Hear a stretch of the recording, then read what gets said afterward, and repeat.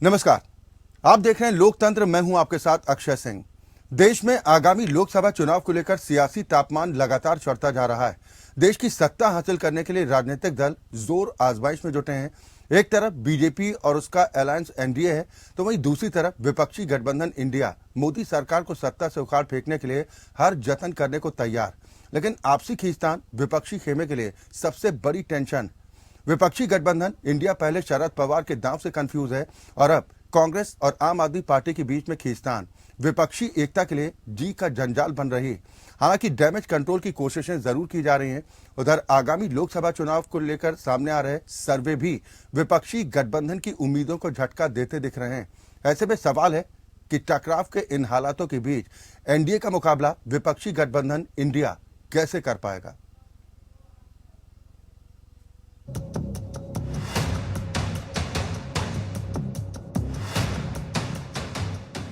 विपक्षी गठबंधन इंडिया में आपसी खींचतान ने बढ़ाई टेंशन। पहले शरद पवार की गुगली, फिर कांग्रेस आप में टकराव ने बढ़ाई विपक्ष की चिंता। देश की सत्ता हासिल करने के लिए जोर आजमाइश में जुटे राजनीतिक दल चुनाव को लेकर सर्वे भी लगा रहे हैं। विपक्ष की उम्मीद पर पलीता। 2024 लोकसभा चुनाव को लेकर सियासी सरगर्मी इन दिनों तेज होती जा रही है। बीजेपी जीत की हैट्रिक लगाने के लिए जहां अपनी कमजोरियों को ताकत बनाने की कवायद में जुटी है, तो वहीं विपक्षी गठबंधन इंडिया के लिए आपसी टकराव उसकी कमजोरी बनती जा रही है। तमाम गिले शिकवे दूर करते हुए 26 विपक्षी दल एक साथ आने को तैयार है, लेकिन नेताओं के बयानों के तीर गठबंधन की एकता पर घाव कर रहे हैं। शरद पवार की गुगली से जहां विपक्षी गठबंधन इंडिया सख्ते में है, वहीं अलका लांबा की दिल्ली में कांग्रेस के अकेले चुनाव लड़ने के बयान ने आग में घी डालने का काम किया है। हालांकि तकरार बढ़ते ही कांग्रेस के बड़े नेता डैमेज कंट्रोल में जुट गए। वहीं संभावित सहयोगियों की नाराजगी के बीच शरद पवार का बयान भी सामने आया। साथ ही सुप्रिया सुले ने भी किसी तरह की डील से इनकार किया है। लेकिन सवाल इस बात को लेकर है कि मुंह में राम बगल में छुरी वाले हालात के बीच विपक्षी एकता कितनी प्रगाढ़ हो पाएगी। 24 कैसे जीतना है, और बिल्कुल आदेश हुआ है कि हमें 7 सीटों पर मजबूत संगठन के साथ हर नेता को आज से अभी से निकलना है। 7 महीने 7 सीटें हैं। ये बात हुई कि जिसकी दिल्ली उसका देश होता है, ये दिल्ली का इतिहास बताता है। इसलिए कहा गया कि बिल्कुल 7 पर तैयारी रखनी है और मजबूती के साथ हमें निकलना। और आज से हम लोग अपनी जो जिम्मेदारियां जिसको जो भी संगठन में सौंपी जा रही है, दीपक जी इसको अभी तय कर लेंगे और हम निकलेंगे। अभी कांग्रेस ने जो सवाल किया है उसका जवाब कांग्रेस ही दे सकती है, मैं नहीं दे सकती, क्योंकि मुझे कुछ पता ही नहीं है इस बारे में। ना मुझे किसी ने ऑफर दिया है, ना किसी ने मुझसे बात की है। तो I can't comment on something which is hypothetical. Mission 2024 फतेह करने की कोशिशों के बीच कुछ सर्वे आ रहे हैं जो बीजेपी और विपक्षी गठबंधन इंडिया की परेशानी में बल डाल रहे हैं। लेकिन ये सर्वे बीजेपी और एनडीए के लिए कम, विपक्षी गठबंधन इंडिया के लिए ज्यादा टेंशन देने वाले हैं। गुजरात से लेकर उत्तर प्रदेश तक ये सर्वे बीजेपी खेमे के लिए सुकून पहुंचाने वाले हो सकते हैं, लेकिन दक्षिण भारत की स्थिति बीजेपी के लिए मुसीबत बढ़ाने वाली हो सकती है। जबकि विपक्षी गठबंधन इंडिया के लिए खास तौर पर उत्तर भारत में हालात मुफीद नहीं दिखाई दे रहे। हालांकि हम ये भी साफ करना चाहते हैं कि ये सर्वे नतीजों की गारंटी नहीं हो सकते, लेकिन जनता का मिजाज भांपने के लिए इन सर्वे को पूरी तरह से नकारना भी सही नहीं होगा। 2024 लोकसभा चुनाव के अब कुछ महीने ही शेष रह गए हैं। ऐसे में बीजेपी नेतृत्व वाली एनडीए और इंडिया के बीच जोर आजमाइश तेज हो गया है। बेशक उत्तर भारत में भारतीय जनता पार्टी के लिए उर्वर भूमि है, यह हमेशा ही अन्य दलों की अपेक्षा बढ़त बनाए हुए है, लेकिन दक्षिण भारत में अभी भी उसकी स्थिति बहुत अनुकूल नहीं है। भारतीय जनता पार्टी की स्थिति आधे से ज़्यादा देश में बहुत बढ़ी है। भारतीय जनता पार्टी का आरंभ ही 200 प्लस से है। उत्तर प्रदेश, बिहार, मध्य प्रदेश, राजस्थान, छत्तीसगढ़, दिल्ली प्लस महाराष्ट्र, ये बीजेपी के आरंभ का समय है। और यहाँ विरोधी दूर दूर तक नहीं है। लोकसभा चुनाव में कभी यहाँ रिजल्ट खराब नहीं रहा। विधानसभा में जो भी परिवर्तन और सीटें घटना बढ़ना लगा रहता है। शरद पवार की सीक्रेट मीटिंग, दिल्ली में कांग्रेस की अलग लाइन, घोसी उपचुनाव में समर्थन पर सस्पेंस। नीतीश कुमार अपनी इमेज बिल्डिंग में जुटे। दिल्ली से लेकर महाराष्ट्र, यूपी और पश्चिम बंगाल तक विपक्षी गठबंधन इंडिया में भरोसे की कमी। परीक्षा से पहले छात्र की तैयारी बताती है कि परीक्षा का परिणाम क्या हो सकता है। ये बात राजनीतिक दलों के योद्धा अच्छे से जानते हैं। राजनीति में रणनीति का महत्व होता है और मौजूदा रणनीति के हिसाब से फिलहाल बीजेपी विपक्षी गठबंधन इंडिया से एक कदम आगे दिखाई दे रही है। वहीं विपक्षी दलों में तकरार मजबूत विपक्षी गठबंधन इंडिया के अरमानों पर पानी फेर सकती है। यानी सिर्फ दलों के जुटने से काम नहीं चलने वाला, दिल भी मिलते दिखाई देने चाहिए। Bureau report, APN।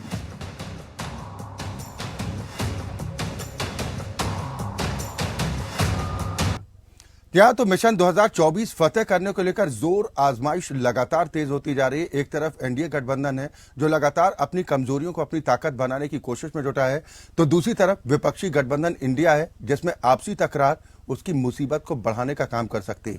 आज हम इसी पर चर्चा करेंगे। सभी खास मेहमान हमारे साथ जुड़ चुके हैं। सबसे पहले अपने दर्शकों की मुलाकात अपने आज के सभी सम्मानित मेहमानों से। मेरे साथ अश्वनी शाही हैं, आप प्रवक्ता भारतीय जनता पार्टी हैं। विजय कौशिक साहब कांग्रेस का प्रतिनिधित्व करने के लिए हमारे साथ इस चर्चा में शामिल हैं, आप प्रवक्ता कांग्रेस पार्टी हैं। आम आदमी पार्टी के स्पोक्स पर्सन रमेश श्रीवास्तव जी हमारे साथ इस चर्चा का हिस्सा हैं। मुकलेश शेख साहब हैं, आप नेता एनसीपी हैं। और जेडीयू प्रवक्ता प्रोफेसर के त्रिपाठी साहब हमारे साथ इस कार्यक्रम में शामिल हैं। बहुत स्वागत है आप सभी का। लेकिन शुरुआत विजय कौशिक साहब मैं आपसे ही करना चाह रहा हूं, ये आपसी खींचतान कितनी बड़ी टेंशन है विपक्षी गठबंधन के लिए? टेंशन क्या है, आप मुझे एक चीज बताइए कि राजनीतिक पार्टी का जो धर्म है वो निभाना ही होता है। अब अगर मान लीजिए 2024 का चुनाव हमारे सामने है, लोकसभा के चुनाव को लेकर हमें तैयारी करनी है, तो उसमें हम करेंगे। इसमें डर या घबराहट कैसी? डर या घबराहट है तो सत्ताधारी दल को है कि जिन्हें अपनी कुर्सी छीनने का खतरा है। मोदी जी ने जो सर्वे कराया था उसमें इन्हें पता चला कि उत्तर भारत में इनकी काफी सीटें घट रही हैं, तो इन्होंने दक्षिण की तरफ रुख किया, पूर्वोत्तर में रुख किया, और जब वहां से इनकी उल्टी गिनती शुरू हो गई तो अब ये फिर से हिंदू मुस्लिम पर आ गए हैं। क्यों? क्योंकि एक नैरेटिव यही सेट करना चाहते हैं कि भाई ये हिंदुओं के पक्षधर हैं या इनके राज में हिंदू सुरक्षित है। और हम ये बार बार कह रहे हैं कि भाई इनके राज में हिंदू का रोजगार छिना, हिंदू प्रदूषण से मरा, बीमारियों से मरा, इनके राज में हिंदुओं को मिला क्या? टैक्सों की मार सबसे ज्यादा हिंदुओं पर है, क्योंकि अनुपात में देखें तो 82% हिंदू हैं, तो टैक्स से सबसे ज्यादा कौन भर रहा है सरकार के लिए? हिंदू भर रहे हैं। सुविधा के नाम पर क्या है? झुंझुना है। सवाल तो विपक्षी गठबंधन का कौशिक साहब हो रहा है ना? नहीं, मैं उसमें एक सीधी सी बात कहूंगा कि भाई विपक्षी दलों के गठबंधन से पहले मोदी जी ये कहते थे एक अकेला सब पर भारी, पूरी भाजपा कहती थी एक अकेला सब पर भारी। अब इनके लिए कुर्सी है बीमारी, इस बीमारी इन्होंने 38 दलों के साथ गठबंधन किया है, 2 और दलों को मिला लेंगे तो अली बाबा 40 चोर वाला भाजपा का। अरे सिर्फ उटव्वल की स्थिति तो आपके गठबंधन में हो रही ना, इसलिए सवाल तो आपसे पूछा जाएगा। आपने अभी कहा कि टकराव कहाँ है। सुनिए मैं आपको बताता हूँ, सुन तो लीजिए, अब आप सुन लीजिए सवाल और फिर जवाब दीजिए। पश्चिम बंगाल में टीएमसी वामपंथियों के साथ जाने को तैयार नहीं है। यूपी में अखिलेश यादव नेतृत्व से समझौता करने को तैयार नहीं है, वो चाहते हैं कि नेतृत्व तो मेरा ही होगा।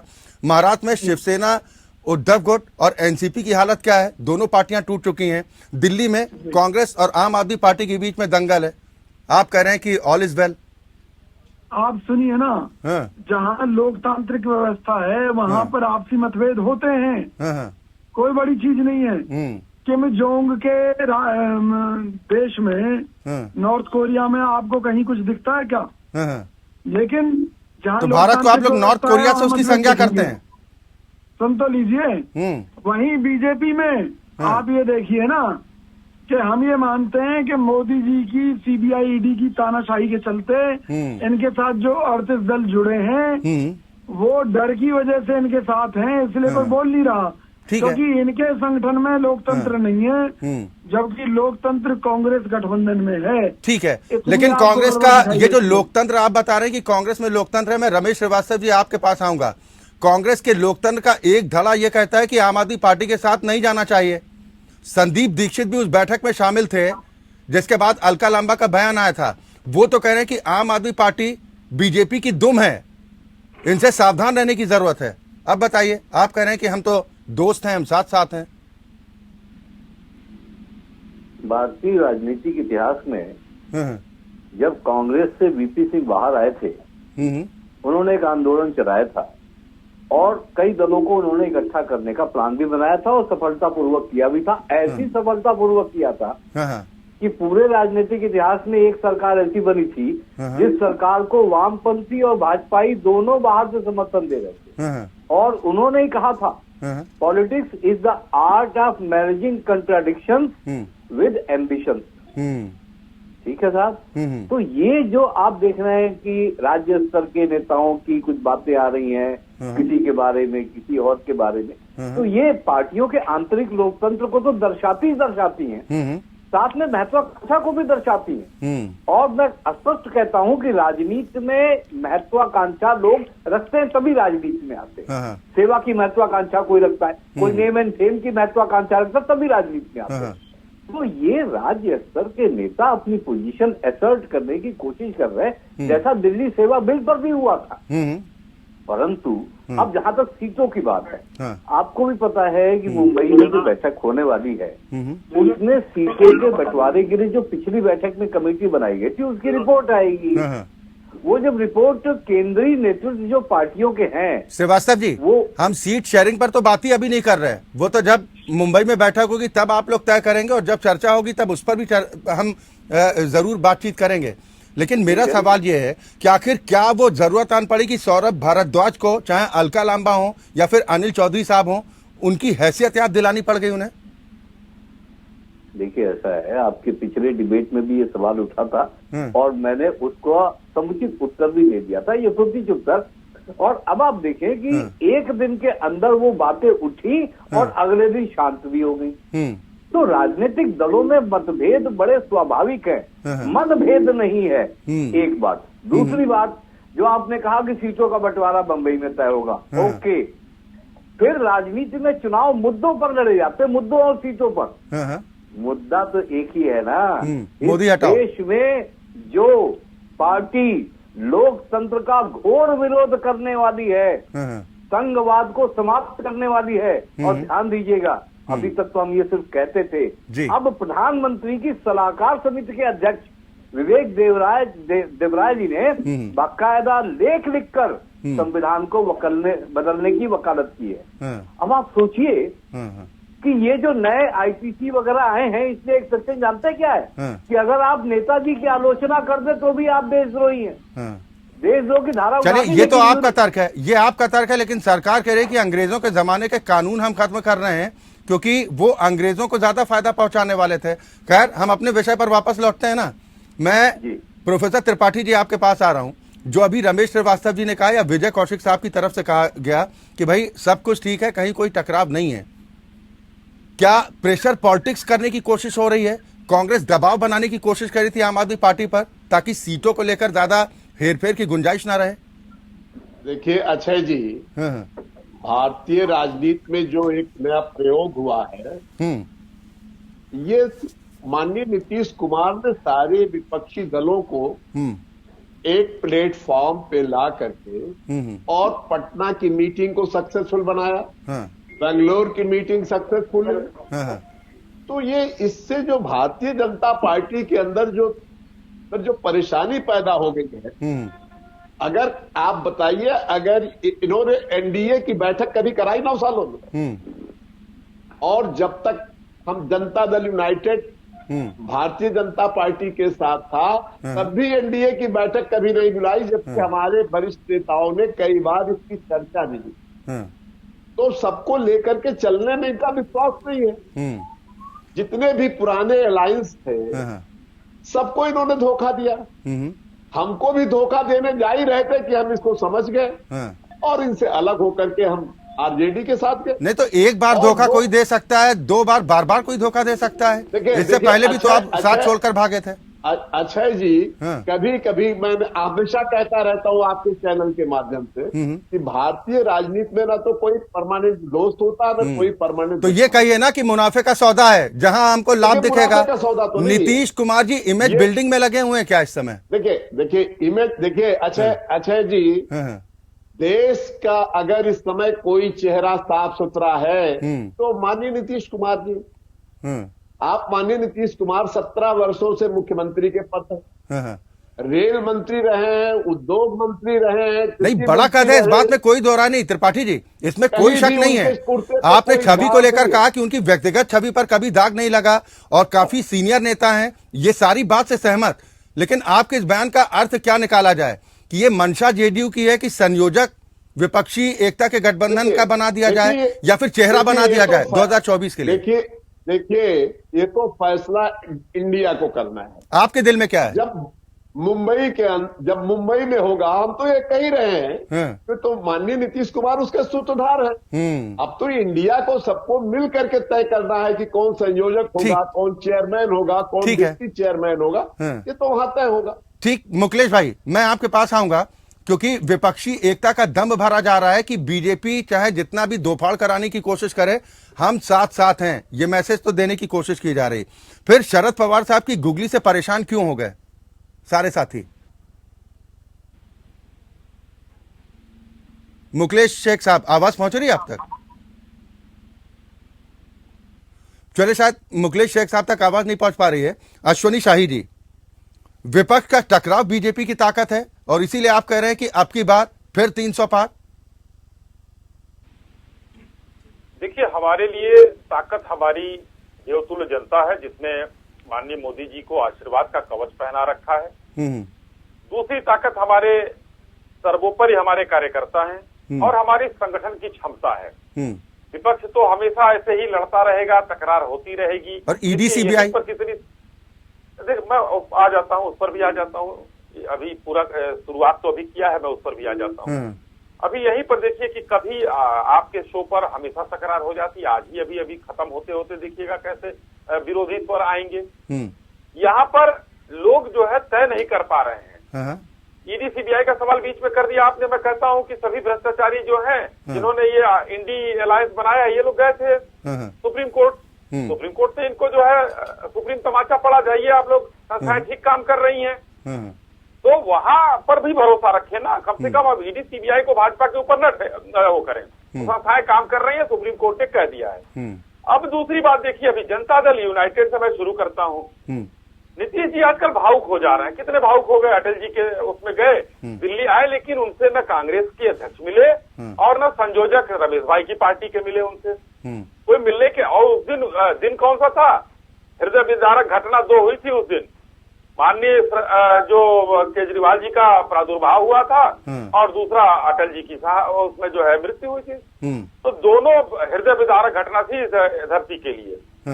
अब इन्होंने भाई अटल जी के पास तो गए, वो मुलाकात कर लिए, लेकिन केजरीवाल जी ने मिलना नहीं किया। वो भावुक हो गए, संयोजक बनेंगे, क्या होगा क्या नहीं। स्थिति इतनी बुरी है कि आगे ये थे और पीछे से आज लालू प्रसाद यादव ने पूरा ले लिया है कि किस तरीके से इनको हटाया जाए। अब अगला, पहले हवाई जहाज लेकर घूमते थे, पता नहीं हेलीकॉप्टर मिलेगा कि नहीं मिलेगा। बड़ी बुरी स्थिति है। दूसरी स्थिति आ जाइए, जिस दिन रमेश श्रीवास्तव जी के नेता और दिल्ली के मुख्यमंत्री को वो था, क्या कहते हैं, जन्मदिन था। उस दिन इस इंडी अलायंस के 20, बहुत माइन्यूट बात कहने जा रहा हूँ, 20 दलों ने उनको शुभकामना तक प्रेषित करना उचित नहीं समझा। कौन सा अलायंस बना है जरा बता दीजिए। माननीय प्रधानमंत्री जी ने पहले किया क्योंकि वो मुख्यमंत्री है देश के। आ रहा हूं मुकेश भाई। 5 लोगों ने किया था उनको, 5 लोगों ने, उसमें हेमंत सोरेन जी भी थे। 20 दलों ने नहीं किया उनको। अब सोचिए कि कौन सा ये समझौता है। माननीय गृह मंत्री जी ने कांग्रेस को बता दिया कि जिस दिन ये दिल्ली सेवा बिल पास हो गया उसी दिन पलटी मारेंगे केजरीवाल जी। और कांग्रेस को लग रहा है, समझ में आ गया, अलकायदा जी से वो बयान दिलवा दिया गया कि 7 सीट हमारी है और ठीक से रहिए, नहीं तो फिर हम वहां पर भी पूरा लड़ेंगे। तो ये सब देखते हुए इन लोगों में कहीं एकता नजर आ रही है, दूर दूर तक नजर नहीं आ रही है। और मैं बताता हूँ हमारी मजबूती, आखिर ये लाइन कहकर मैं बात समाप्त करता हूँ। हमारे 225 सांसद ऐसे हैं, 224 सांसद ऐसे हैं जो 50% से ऊपर वोट पाए हुए हैं, जिसमें 8 जो है 70% से ऊपर वोट पाए। ठीक है, ठीक है, लेकिन विपक्ष अश्वनी भाई सवाल ये उठा रहा है कि 38 दलों को जोड़ा, उनमें तो स्थिति इस तरह की लग रही कि राह चलते जैसे पकड़ कर लिया और गठबंधन में जोड़ लिया। 19 दल ऐसे हैं जिनके पास एक सांसद तक नहीं है। मैं आऊंगा, मैं इस पर आप जवाब दीजिएगा। एक लाइन का जवाब ले लीजिए, इसमें बहुत ज्यादा लंबा जवाब नहीं है अक्षय भाई। ठीक। देखिए, हम 38 दलों को, हमारा एनडीए का कुनबा घटता और बढ़ता रहा है, एनडीए समाप्त नहीं हुई। यूपीए का तो विसर्जन हो गया, यूपीए कहाँ गई? देखिए ना, हम तो सबका साथ, सबका विकास और सबका विश्वास बना रहा लेके चल रहे हैं। 26 दलों में तो 10 दलों के पास, इनके पास भी सांसद नहीं है। ठीक है मुकेश भाई, मेरी आवाज अगर आप तक पहुंच रही है, मेरी आवाज आ रही है आपको? बिल्कुल मेरी आवाज आपको आ रही है। मुकेश भाई, ये जो बिखराव की स्थिति है, ये आपको लग रहा है कि विपक्षी गठबंधन की एकता की सेहत के लिए ठीक है? देखिए, हमसे ना पूछिए दुश्मनों के खिलाफ, हम तो दोस्तों के सताए हुए हैं। तो ये बातें आने वाले 2024 में सारे चीज आप लोगों को दिख जाएगा। अब कितने लोग साथ में हैं, कितने नहीं हैं, मैं तो किसी को प्रूफ लिख के दे नहीं सकता हूँ, ना कौन सब लिख के दे सकते हैं। हमारी पार्टी ईमानदारी से गठबंधन के साथ है, मैं इतना ही कह सकता हूँ। और महाराष्ट्र के अंदर भी जो हमारे लोगों ने हमें चुन के दिया, वो जनता हमारे पवार साहब के साथ है, और हम सब बहुत अच्छे ढंग से जमीनी स्तर से काम करने की। मुकेश भाई, आपके इस बयान ने आपके संभावित साथियों को भी सकते में डाल दिया कि आप कहना क्या चाह रहे हैं? जी, मेरी बातें साफ है पवार साहब कि दोस्त नहीं रहे और दुश्मन तो दुश्मन है ही। क्या इसका अर्थ क्या निकाला जाए? मैं अलका लंबा जी की बातों से मैंने कहा था जी हम ना तो के भी अगर मांडी से मांडी मिला के बैठते हैं आपके साथ टेलीविजन में, तो हम पर शक किया जा रहा है कहीं ना कहीं, चाहे भाजपा के लोग हो, चाहे कांग्रेस के लोग हो, चाहे और भी लोग हैं। लेकिन ये है कि पवार साहब है, हम पवार साहब के मार्गदर्शन में काम कर रहे हैं। सब कार्यकर्ता जो है पवार साहब का जो भी आदेश होगा। नहीं तो भरोसे की कमी शेख साहब क्यों दिखाई दे रही है? शरद पवार साहब पर भी यकीन नहीं कर पा रहे हैं? भरोसा तो मोदी जी को भी करना नहीं किया था, लेकिन भरोसा करके ही उनको बिठाया है, और भरोसा में सब कुछ चलता है। तो आप भरोसा के खिलाफ ही हम हैं, तो भरोसा हमारे खिलाफ है। ठीक है, एक सवाल का जवाब और दे दीजिए, फिर मैं आपके ही इस सवाल पर मैं जवाब विजय कौशिक साहब से लूंगा कि क्या टीएमसी वामपंथियों के साथ गठबंधन करके पश्चिम बंगाल में चुनाव लड़ने को तैयार है या होगी? शेख साहब जी हुकुम। हाँ, क्योंकि आपके गठबंधन का हिस्सा वो भी है ना मौजूदा वक्त में, और अभी टीएमसी का कोई प्रवक्ता हमारे साथ नहीं है, लेकिन एक सहयोगी के नाते मैं आपसे जानना चाह रहा हूं कि वो तो मना कर रहे हैं कि वामपंथियों का साथ हमें मंजूर नहीं है। 2024 में देखा जाएगा हमारे साथ में जो चीजों का जो जुल्मी ने जुल्म किया है, उसका जवाब हम डट के देंगे, और जनता हमारे साथ है। आदरणीय नवाब मलिक साहब के साथ है, आदरणीय शरद पवार साहब के साथ है, सब लोग मिलकर हम डटकर शरद पवार साहब के पार्टी जो एनसीपी है, हम एनसीपी के कार्यकर्ता है और एनसीपी के साथी रहेंगे, और पूरे जनता जो है जनार्दन एनसीपी के सारे लोग शरद पवार साहब के, हमारे जो लीडर है नवाब मलिक साहब के साथ है। आज नवाब मलिक साहब को राहत मिली है कोर्ट की तरफ से, आप देख सकते हैं कि हम लोग बहुत खुश हैं, और न्यायपालिका का फला फिर से हम पूरे लोगों के। चले ठीक है, नहीं आप खुशी मनाइए, बिल्कुल मिठाइयाँ बांटिए, लेकिन यहाँ पर सवाल विपक्षी गठबंधन की एकता पर हो रहा है। एक ब्रेक के लिए हमें रुकना है यहाँ पर, लेकिन ब्रेक के उस पार वापस आएंगे तो आपकी सभी मेहमान लगातार बने हुए हैं। मैं कौशिक साहब आपके पास आऊंगा, ये विश्वास का अभाव क्यों दिखाई देता है विपक्षी गठबंधन के साथियों के बीच? देखिए, सबसे पहली बात तो कांग्रेस पार्टी ने जो गठबंधन किया है, ये देश हित को ध्यान में रखते हुए किया है, इसलिए इसके बहुत से नुकसान हमें झेलने को पड़ रहे हैं। पहली बात तो। दूसरी बात ये है कि भाई ये सब चीजें आपको तब तक दिखाई देती रहेंगी जब तक फाइनल गठबंधन ना हो जाए। यानी अभी फाइनल नहीं हुआ है अभी, क्योंकि सीटों का बंटवारा है और कई सारे मुद्दे हैं पॉलिसीज को लेकर, तो ये तो कुछ चीजें समय के साथ तय हो पाएंगी, और जब तक ये चीजें तय नहीं हो पाती तब तक आपको कुछ ऐसी चीजें देखने को मिल सकती हैं जिसे आप अविश्वास का नाम दे रहे हैं, जबकि अविश्वास नहीं है। सवाल यह है कि भी देश को बचाना जरूरी है, देश के संसाधन बेचे जा रहे हैं, देश के ऊपर विदेशी कर्जे 140 लाख करोड़ पहुंचा दिया। अरे ये तो नैतिकता की बात कौशिक साहब हो गई ना, यहाँ पर बात हम गठबंधन की कर रहे हैं। मुझे ये बताइए, अलका लांबा को बलि का बकरा बना दिया क्या आप लोगों ने? ये अलका लांबा बलि का बकरा क्यों है? गाज तो उन पर गिर रही है, गाज तो उन पर गिर रही है। तमाम साथी सवाल उठा रहे हैं आम आदमी पार्टी की तरफ से, हैसियत पूछी जा रही कि अलका लांबा की हैसियत क्या है, अनिल चौधरी क्या बेचते हैं?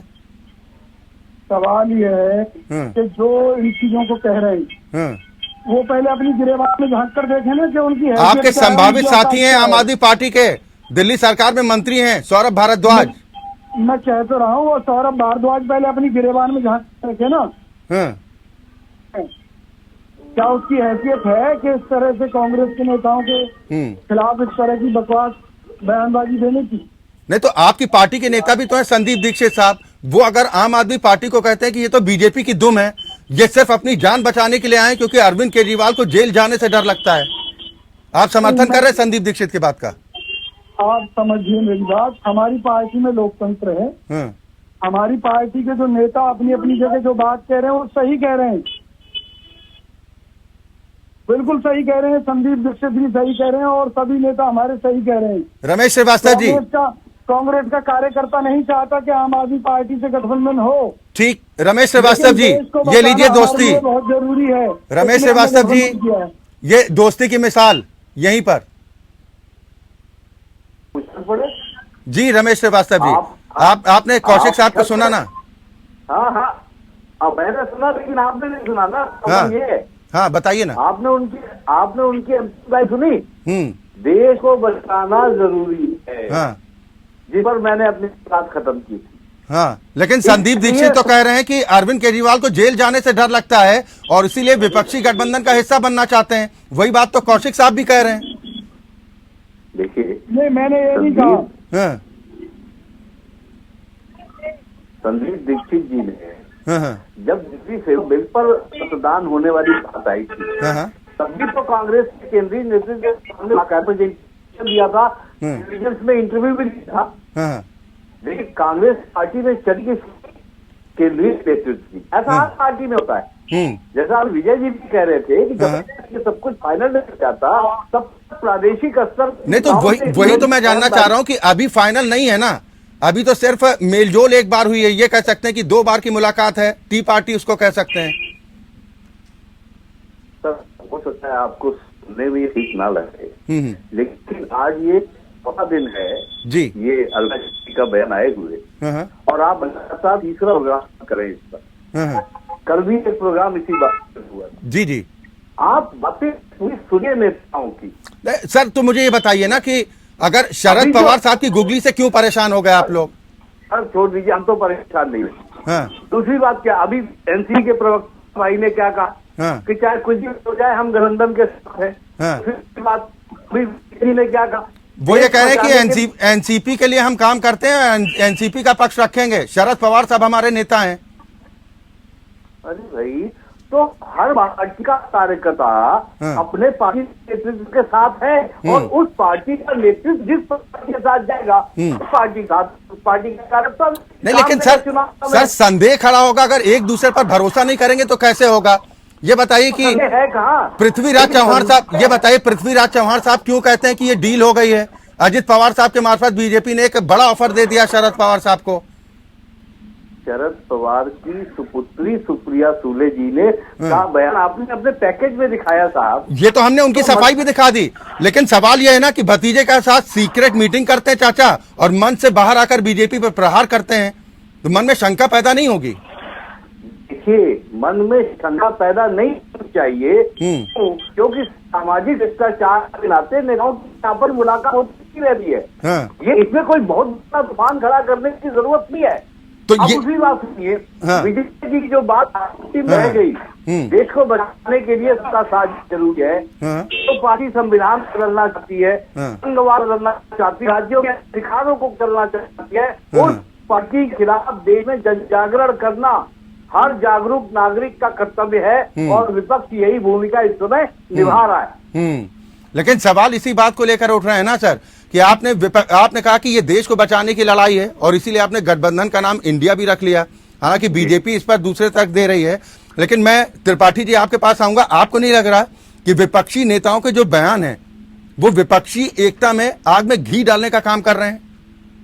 देखिए अक्षय जी, अभी गठबंधन बना हुआ है और ईमानदारी से गठबंधन चलेगा। और माननीय प्रधानमंत्री ने 3 चीजें सेट की थी 2024 के चुनाव के लिए। नंबर 1 भ्रष्टाचार, और भ्रष्टाचार में भी आपने देखा अजीत पवार को उन्होंने डिप्टी सीएम बना दिया। तो कहां है भ्रष्टाचार के लिए जनता के बीच जाएंगे? तो शरद पवार साहब मुलाकात क्यों कर रहे हैं ऐसे भ्रष्टाचारी नेता से?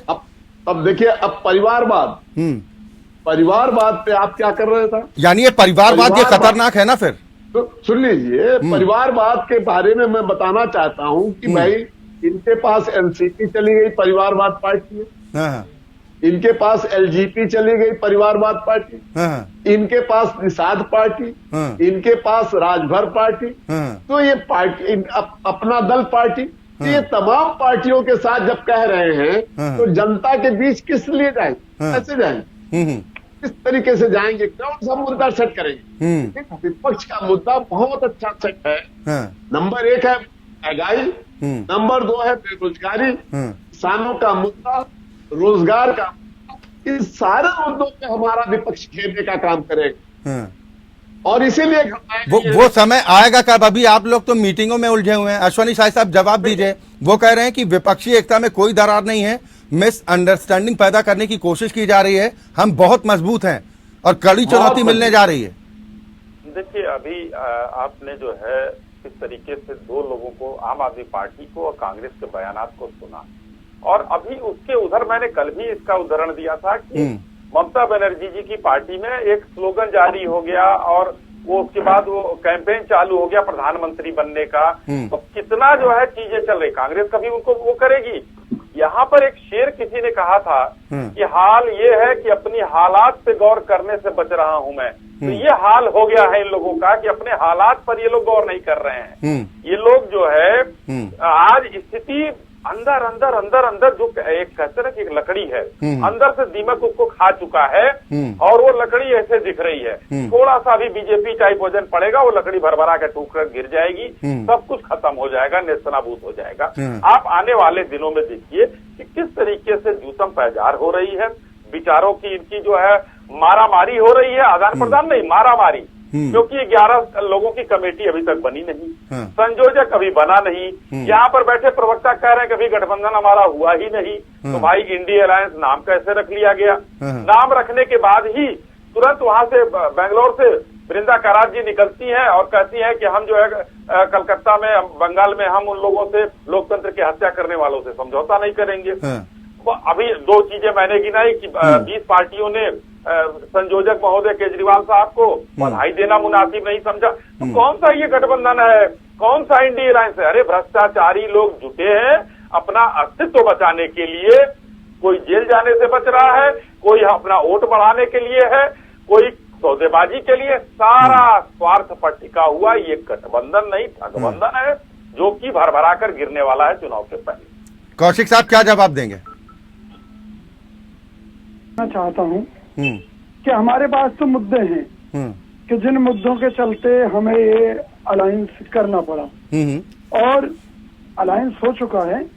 कुछ मुद्दों पर जो सहमति है वो अगली बैठकों के लिए छोड़ दी गई है। तो उन बैठकों में क्या तय होता है या क्या इसमें और क्या नई चीजें निकल कर आती हैं वो तो भविष्य के गर्भ में है। लेकिन बीजेपी जो सत्ता में है, जो ये कहती है नहीं जी हमने तो इतने काम किए हैं कि बस पूछे मत, हम तो जो है 400 पार कर रहे हैं जी। और जो कल तक ये कहते थे कि भाई एक अकेला सब पर भारी है, हमें किसी की जरूरत नहीं है। नहीं, इस पर तो सवाल मैंने कर लिया, लेकिन नाना पटोले साहब कह रहे हैं कि जब दोनों रिश्तेदार हैं तो ये गुप्त मीटिंग करने की जरूरत क्यों पड़ रही है, खुलेआम मिल सकते हैं। वो कह रहे हैं कि जब मुंबई में बैठक होगी तब हम इस मुद्दे को उठाएंगे, पार्टी हाईकमान को भी हमने बता दिया है, ये कह रहे हैं नाना पटोले साहब। मेरी बात तो सुनिए, नाना पटोले जी सही कह रहे हैं। जैसे दिल्ली के कार्यकर्ताओं का अपना दर्द है आम आदमी पार्टी को लेकर, ऐसी वहाँ शरद पवार जी की राजनीति समझ में नहीं आ रही है कि क्या करना चाह रहे हैं, वो सच में किस तरफ हैं, किस तरफ नहीं हैं। तो कई चीजें हैं और मैंने कहा ना कि कुछ चीजों को लेकर अभी भी बैठकें होनी है। ठीक है रमेश श्रीवास्तव जी, इसी अविश्वास की बात मैं कर रहा था, जो अब विजय कौशिक साहब ने भी स्वीकार किया कि मनभेद है कुछ, महाराष्ट्र में हो या दिल्ली में हो। देखिए, महाराष्ट्र की बात तो मैं नहीं कर सकता, लेकिन दिल्ली में ऐसा नहीं है। हाँ, महत्वाकांक्षाएं सबकी होती हैं, लेकिन उसका प्रबंधन केंद्रीय नेतृत्व को करना है और समय आने पर उसे कर दिया जाएगा। बात मुद्दों की है, इशू बेस्ड पॉलिटिक्स की बात है। इश्यूज क्या है वो सामने है देश के। महंगाई मुंह आए खड़ी है।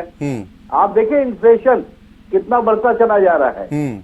जब भी आप बनिए की दुकान पे जाते होंगे, पिछली बार से ज्यादा बढ़ा हुआ दाम सामानों का दिखाई देता होगा। सब्जियों में आग लगी हुई है। तो कहने का मतलब क्या है कि देश का मिडिल क्लास। श्रीवास्तव जी, ये तो एजेंडा आप कॉमन मिनिमम प्रोग्राम बनाएंगे, ये सारी चीजें उसमें करेंगे, लेकिन अभी मामला थोड़ा अलग है ना, जिस पर हम चर्चा कर रहे हैं। हम गठबंधन की बात कर रहे हैं। ये अविश्वास की कमी, ये आपको नहीं लग रहा कि दिक्कत दे देगी? देखिए, ऐसी कोई दिक्कत नहीं आएगी, क्योंकि ये आपने शुरू में एक जो ईडी और सीबीआई का जिक्र किया, जिसको अश्विनी भाई बड़ी सफाई से टाल गए, बहुत सफाई से टाल गए। मैं उससे कहना चाहता हूँ कि ईडी और सीबीआई का डर नहीं है किसी को। जांच जहां करनी है वहां आकर के कर सकते हो आप, लेकिन जो उसको अप्लाई करने की नीयत है वो खतरनाक है। नहीं तो अदालत पर तो यकीन कर सकते हैं ना। और आप डर की बात कर रहे हैं कि डर कोई नहीं है। मनीष सिसोदिया से पूछिए, सत्येंद्र जैन से पूछिए। सर प्लीज, वही तो उसी पर मैं आ ही रहा हूँ, उसी पर मैं आ रहा हूँ। सुने जरा, हमें किसी से कोई डर नहीं, जितनी जांच करानी हो करा लो। तुम्हें कल भी झुंझुना मिला था, आज भी झुंझुना ही मिलेगा। अगर तुम्हारे अंदर हिम्मत है तो कन्विक्शन करा के दिखाओ ना। क्यों?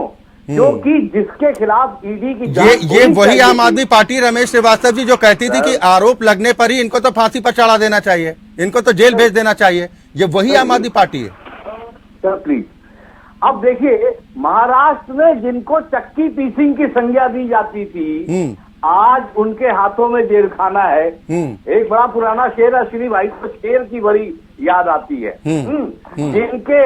जिनको होना था जेल खाने में, उनके हाथों में जेल खाना है।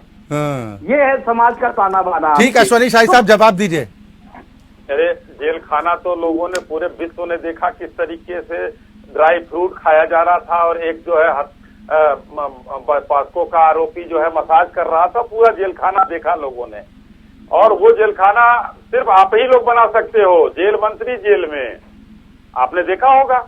ऐसे ही एक उदाहरण में हमने झारखंड का सुना था। एक अधिकारी थे वहां पर जो है पूर्व मुख्यमंत्री के साथ बंद थे, और दोनों अधिकारियों का नाम वहां पर जो है सिलापट पे लिखा हुआ था। ये उद्घाटन माननीय मधु कोड़ा जी ने किया था। तो दोनों अधिकारी मिला के, सर देखिए आपका नाम, तो उन्होंने कहा कि तुम्हारा भी तो नाम है इसमें। तो ये ऐसा ही प्रदर्शन तिहाड़ जेल में हुआ। एक इन्फ्लेशन की बात की रमेश भाई ने, थोड़ा सा मेरे पास कुछ आंकड़े थे 2004 से लेकर और 13 तक के, जिसमें नहीं, इन्फ्लेशन पर आज चर्चा नहीं हो रही ना, मैंने उनको बीच में भी टोक दिया था। अभी तो बात दोस्ताने की हो रही है। आपका भी एक तरफ दोस्ताना है जिसमें कमजोर दलों को आप अपने साथ जोड़ रहे हैं, ये विपक्ष आरोप लगा रहा है, और आप कह रहे हैं कि विपक्ष में सिर्फ उठाउल है। आने वाले वक्त में देखिए क्या क्या होता है। मैं आऊंगा उस पर भी किसी दिन चर्चा करेंगे। ठीक है, मैं छोड़ देता हूँ। देखिए, कमजोर दलों को साथ में लेकर चलना हमारा नारा है, सबका साथ, सबका विकास और सबका विश्वास। तो सबको विश्वास में लेकर, सबका साथ लेकर सबका विकास हम कर रहे हैं। हम कहीं किसी को, उत्तर प्रदेश में देखिए और सेंट्रल में देखिए, हम अपने बलबूते पर सरकार बनाने में सक्षम है, मगर अपने साथी दलों को भी हमने मंत्रालय दिया हुआ है, उनको साथ लेकर चल रहे हैं।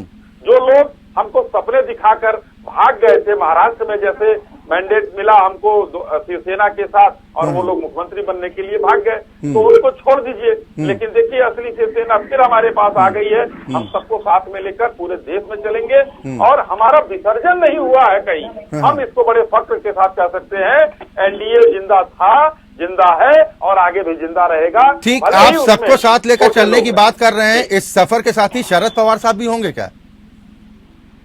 देखिए, राजनीति में संभावनाओं का बड़ा खेल होता है। मैं भविष्य में कोई भविष्यवक्ता नहीं हूं कि मैं क्या बता दूं। अब ये लोग कुछ कहते, देखिए क्या कर रहे हैं उनके साथ। वो तो हर मीटिंग में जाते हैं, उसके बाद लोग कहते हैं मैं भतीजे से मिल लूंगा। तो इनके साथ बड़ी स्थिति पुरानी है। हम लोगों के साथ कोई ऐसी चीज नहीं है। हमारे साथ अजीत पवार साहब आए हुए हैं। अजीत पवार साहब का स्वागत हम लोगों ने किया है। अब शरद पवार साहब को आना होगा तो राजनीति में हम मना भी नहीं कर रहे हैं, उनको स्वागत रहेगा। ठीक है प्रोफेसर त्रिपाठी, आप ही लोग कहते हैं कि राजनीति में तमाम संभावनाएं हैं, कोई न परमानेंट दोस्त है न दुश्मन, सब मौका देखते हैं। क्या आपको लग रहा है इस तरह की गुंजाइश हो सकती है मेल मुलाकातों के बाद, इतने तमाम सवाल उठने के बाद? देखिए अक्षय जी, सभी लोग जनता की सेवा करते हैं और मुझे याद है 96 का जब भारतीय जनता पार्टी को कोई छूने के लिए तैयार नहीं, तो जॉर्ज फर्नांडीज संयोजक बनाया गया एनडीए का और तब 24 पार्टियों के साथ एनडीए की ओर। तो ये कहना कि भारतीय राजनीति में कब क्या होगा, ये जनता बहुत बड़ा सवाल। इस सवाल का जवाब तो जनता देगी 2024। चले ठीक, वो तो नतीजे जब आएंगे सामने तब पता चल जाएगा कि जनता का मन क्या कहता है। लेकिन एक ब्रेक के लिए सर हमें यहाँ पर रोक रहा हूँ, माफी चाह। बात विपक्ष में बिखराव की कर रहे हैं, सभी मेहमान मेरे साथ लगातार बने हुए हैं। मैं विजय कौशिक साहब आपके पास आऊंगा, क्योंकि ब्रेक पर जाने से पहले जो हम चर्चा कर रहे थे कि भाई विपक्षी दल तो मिल गए लेकिन दिल नहीं मिल पा रहे हैं, ये नुकसानदायक साबित हो सकता है। लेकिन कुछ सर्वे भी सामने आ रहे हैं विजय कौशिक साहब, जो विपक्षी गठबंधन इंडिया की टेंशन को बढ़ाने वाले आंकड़े दिखा रहे हैं। जी नहीं, देखिए मेरी बात समझिए कि राजनीति में देश के प्रति हमारा जो धर्म है उसे निभाने के लिए हम फायदे या नुकसान थोड़ी ना देखते। फायदे नुकसान देखने का काम तो मोदी जी, अमित शाह जी जैसे बिजनेसमैन हैं वो करते हैं, क्योंकि अमित शाह जी संसद में खड़े होकर चिल्ला रहे थे कि भी इस गठबंधन से विपक्षियों को फायदा नहीं होने वाला।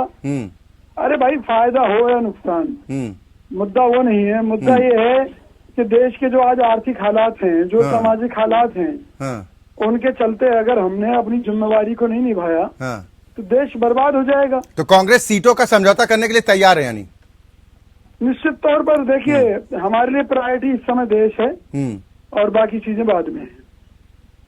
तो जो आम आदमी पार्टी की तरफ से जो नाराजगी जाहिर की गई थी, जिसके बाद डैमेज कंट्रोल करने की भी कोशिश हुई है, क्या आपको लग रहा है कि आम आदमी पार्टी का दबाव काम आ गया कांग्रेस पर? नहीं, आम आदमी पार्टी का काहे का दबाव? सवाल ये है कि मान लीजिए देश के ऊपर विदेशी हमला हो जाए तो उन परिस्थितियों में मतलब क्या नजरिया रहना चाहिए कांग्रेस का? वही नजरिया इन परिस्थितियों में नहीं तो किसने आक्रमण कर दिया कौशिक साहब?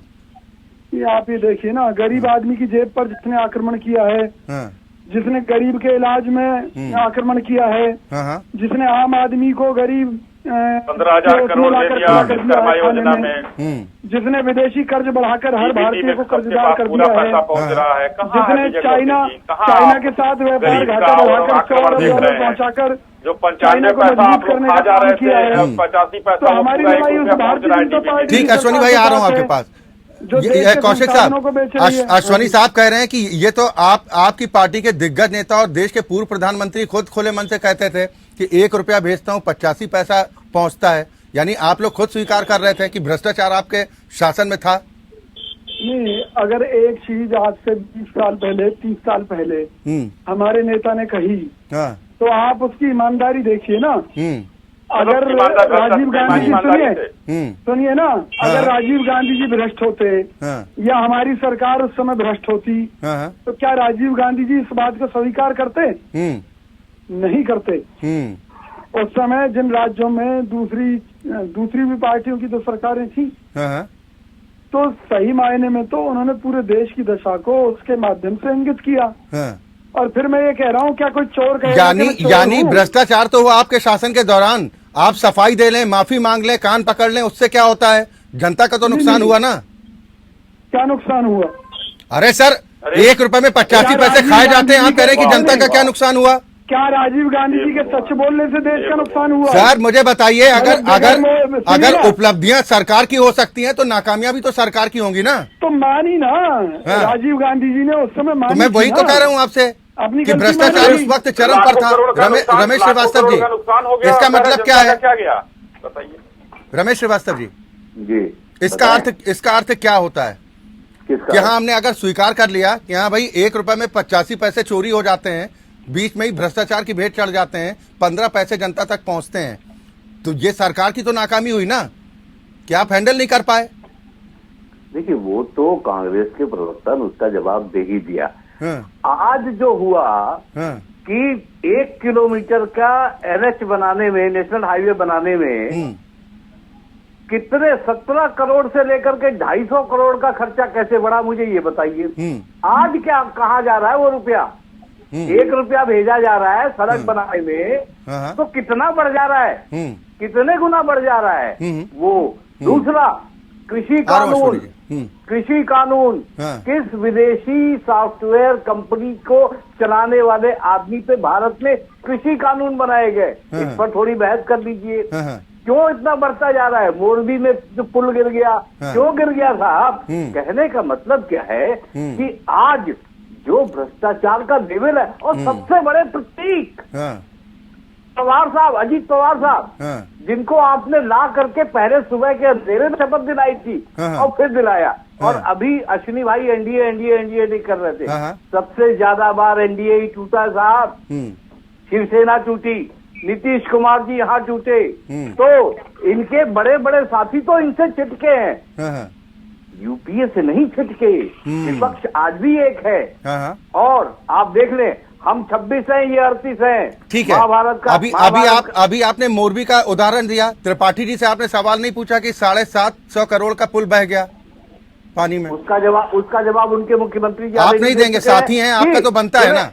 सुन ले, मैं जवाब जानता हूँ ना। उसका जवाब वहाँ के मुख्यमंत्री और माननीय उप मुख्यमंत्री भी दे चुके हैं कि इसके स्ट्रक्चर में प्रॉब्लम थी, इसको गिराने के लिए तो हम खुद आदेश दे चुके थे कि इसको दोबारा बनाए, स्ट्रक्चरल प्रॉब्लम थी उसमें। नहीं तो इसकी भरपाई जो नुकसान हुआ है, उसकी भरपाई जेडीयू अपनी जेब से करेगी क्या? वो जनता के पैसों का नुकसान है ना। आप एक बार स्ट्रक्चर बनाओ, दूसरी बार गिरा दो। मैं बताऊं, ये जो बना भी था, ये कितने वर्षों से बन रहा था, कितनी सरकारें थी उसमें, भाजपा भी उन सरकारों में शामिल थी सर। तो उनको भी दोष दीजिए, लेकिन बाकियों को भी तो लपेटिए।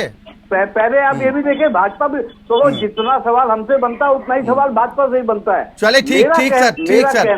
प्रोफेसर त्रिपाठी साहब, ये देखिए, इस पूरी चर्चा के दौरान चाहे कांग्रेस हो, आम आदमी पार्टी हो, जेडीयू हो, आप लोग डैमेज कंट्रोल करने की कोशिश खूब कर रहे हैं, लेकिन कहते हैं ना कि जुबान पर कई बार चीजें आ जाती हैं। इस डिबेट में भी आई, चाहे कौशिक साहब हो या श्रीवास्तव जी, अच्छा जी, मैं आपसे कहना चाहता हूँ जी कि माननीय नीतीश कुमार के ऊपर कुछ लगा आज तक? बताइए आप। मैं आपको चैलेंज करता हूँ, जितनी ईडी सीबीआई हो, वो भारतीय जनता पार्टी लगा के देख ले। हमारे नेता के ऊपर किसी भी नेता को करप्शन में है नहीं तो ये तो आप और सवाल खड़े कर रहे हैं कि अगर डर नहीं है, अगर कर नहीं है तो डर नहीं है नीतीश कुमार साहब को। डर वही रहे जिनके दामन में दाग है, वही डर रहे हैं ना। बिल्कुल लीडर।